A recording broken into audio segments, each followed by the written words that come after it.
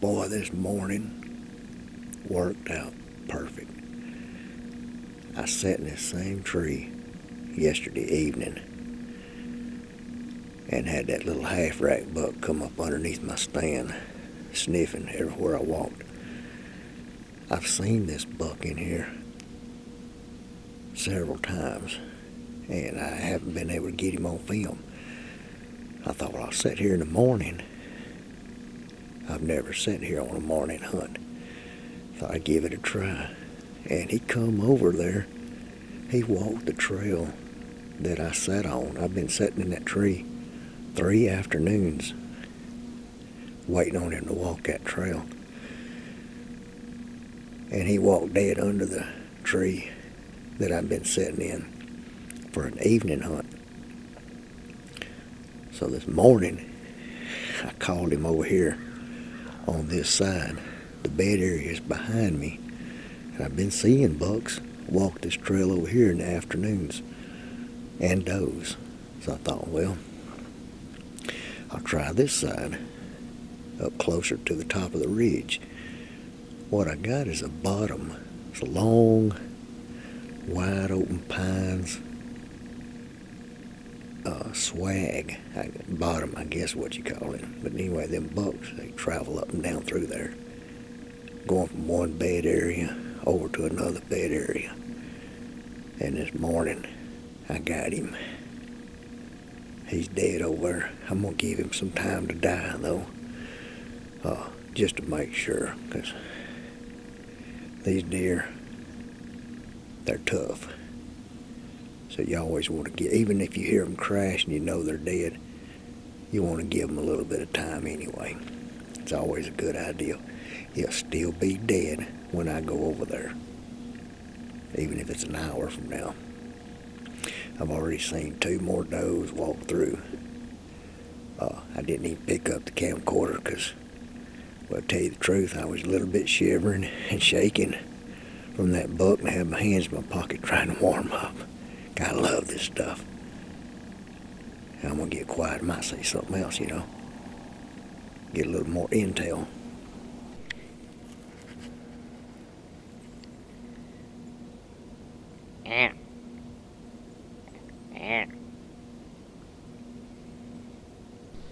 Now you can see he heard those 2 grunts right there. He's studying the area. You don't want to grunt no more at this point.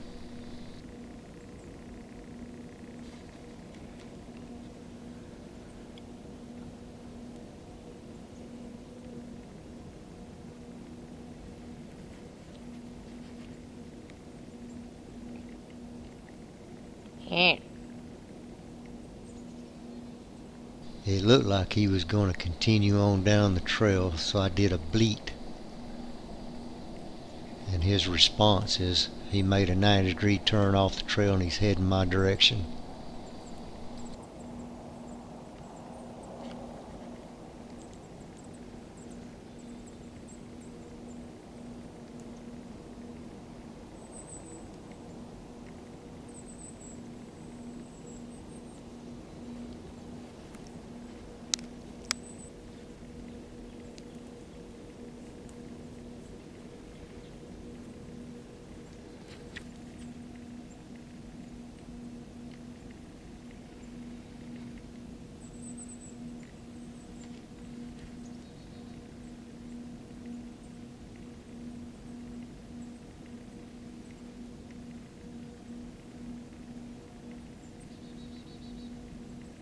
And right now I'm sizing this buck up, and I have determined that he is a mature buck, and if he gives me an opportunity, I'm going to take him.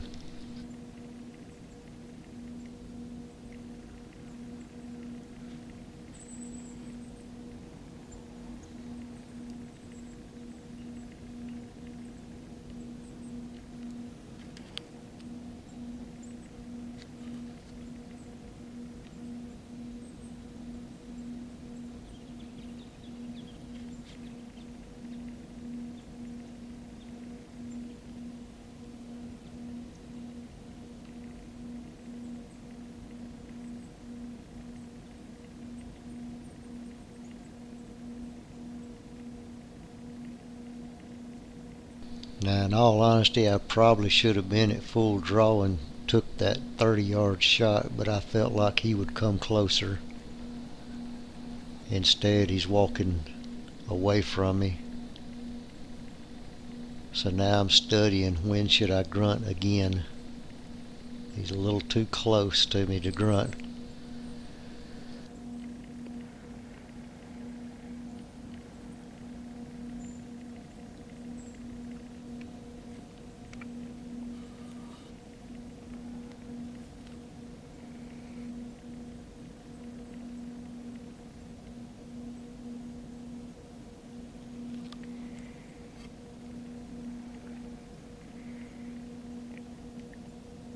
Yeah.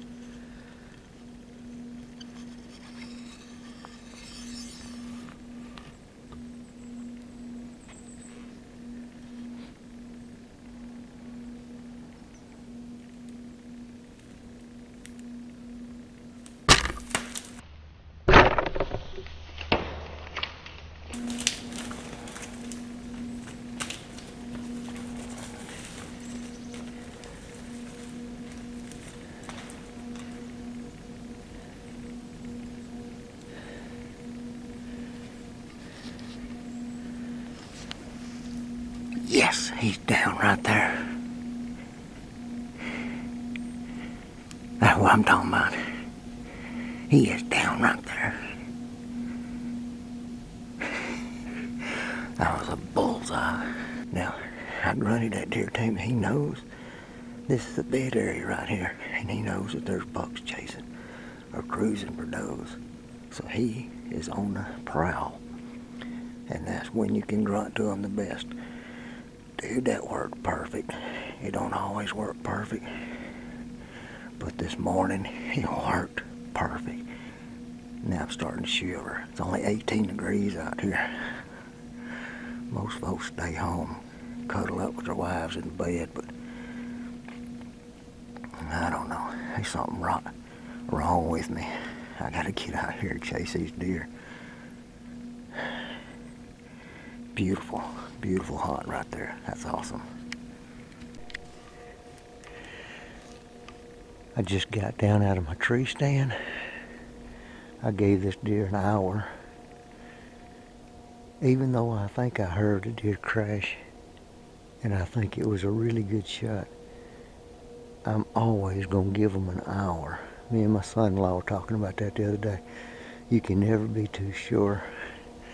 These mature bucks are hard to kill. Sometimes they're tough. Now, what I wanted to show you is it looks like I'm in wide open stuff, but I'm standing up myself. And you can see how thick it is in here on the ground level. When you get down on one knee, like this is pretty much what a deer's looking at the whole time. They looking at these little bitty pine saplings. It's up above their heads, so it makes it look like it's thick cover for them. When you get up a tree, boy, you can see forever. And you can call these deer to you because, well, they can't see. See, that's it. It's their view is blocked. If it was wide open on the ground, you wouldn't be able to call to a deer because he could easily see that there's nothing over there. This setup was perfect for calling. Well, as you can see, I've got blood everywhere. It's spraying out. He ran through here and I've got blood in pine straw. I can see it from 20 yards back. This deer shouldn't be too far up the trail. I heard him crash and I saw him fall. So I'm going to expect to find this deer in about 50 yards. Just wanted to show the blood trail.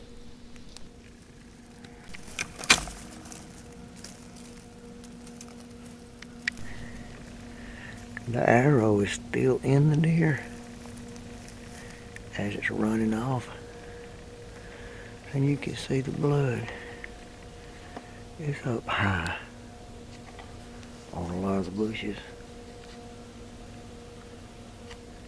That one there is saturated, and then there's another one up there somewhere. Anyway,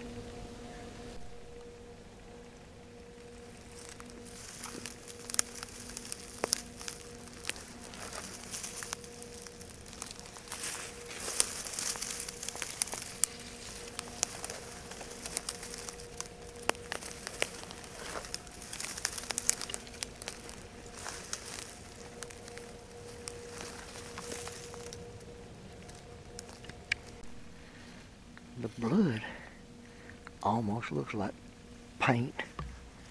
It's got such a pink color to it.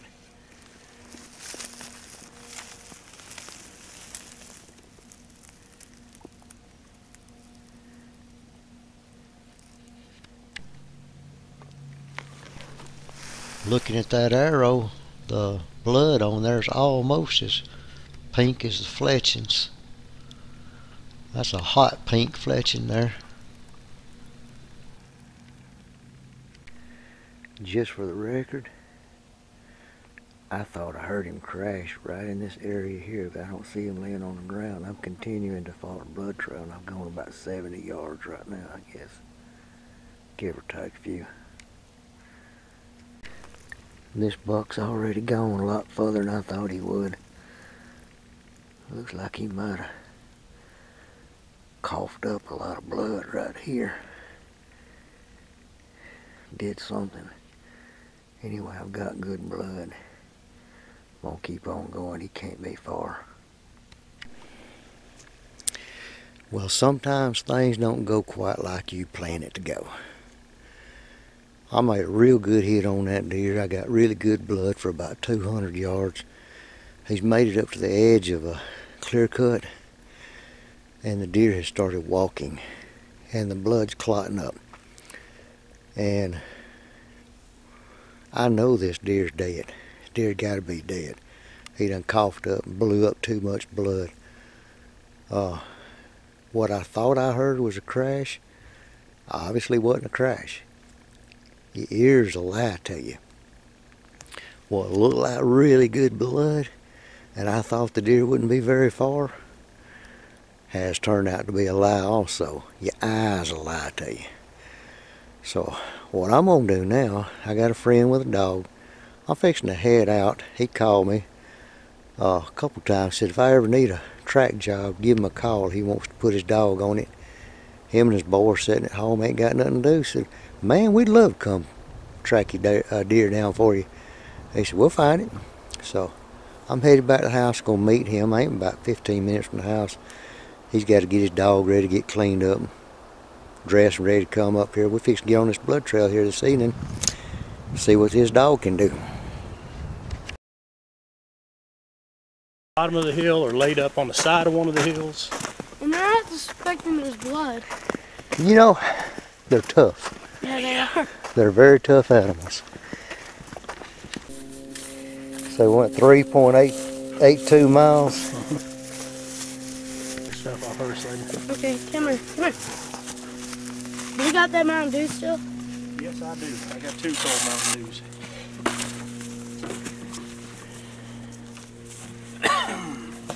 On it. So what we did, we just tracked the deer. We didn't find it. We ran out of blood and we just think it's still alive, probably. She And jumped it, didn't she? She jumped it a lot and you could tell how big the blood was. Was there a lot of blood? There was a lot of blood, and I think that deer is still alive, but it should die soon if somebody gets back on it. You think I just got one lung on it? Yeah, you probably got one lung. There was a lot of blood in that bed where it laid down, wasn't There there? was a lot of blood in the bed, and probably when you shot it, it just didn't do what. It just didn't go all the way through the lung, and it's. But your dog knowed that deer got up, because it stopped and went on point, didn't it? She did know it stopped, and it stopped. She's smart. She is a smart dog. I've had her for about 4 years, and she's been the best dog ever. We've helped out a lot of people we know, and a lot of great tracks. Well, I tell you, she did.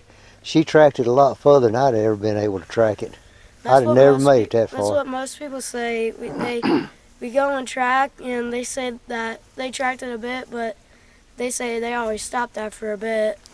With a deer with that much blood, have you ever seen one go down and up a cliff like this one did? No, I've never seen one going up a cliff like that. That's a tough deer, ain't it? It is a tough deer. I'm too old to be going up and down them bluffs, cliffs. I'm tired to be doing that. How old are you? I'm 13. 13. And what's your name? Slayton Fisher. Slayton Fisher, the deer tracking dog expert. I cheated, didn't I? Yeah. That deer probably is going to die soon, though. I think it's going to die. I don't hardly see how it can live as much blood as it left. But that dog getting it up out of that bed and it going up that bluff, they never cease to amaze me. No. They're amazing, tough animals. Yes, they are.